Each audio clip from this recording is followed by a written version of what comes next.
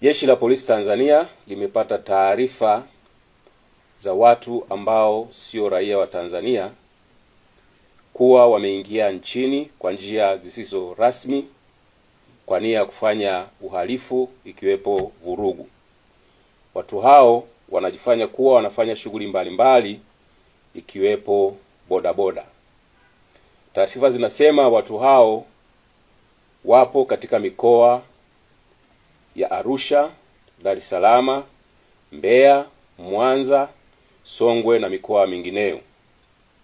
Wakati jeshi la polisi linaendelea kuwafuatilia ili kuwachukulia hatua kali kwa mujibu wa sheria, mwananchi yoyote ambaye amempangisha au anaishi na raia yoyote wa kigeni asiyefahamika na anafanya shughuli gani na mienendo yake ni ya kutia mashaka, atoe taarifa haraka sana kwa viongozi wa serikali za mitaa, wakuu wa vituo vya polisi, wakuu wa polisi wa wilaya, makamanda wa polisi mikoa, au atoe taarifa kwa kupiga simu kupitia namba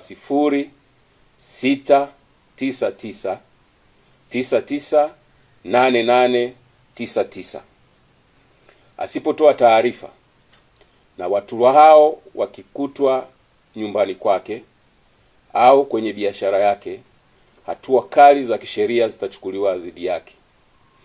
Jeshi la polisi linaendelea kuhakikishia wananchi kuwa kwa kushirikiana na vyombo vingine vya ulinzi na usalama vinaendelea kuhakikisha taifa letu linaendelea kuwa salama na lenye amani.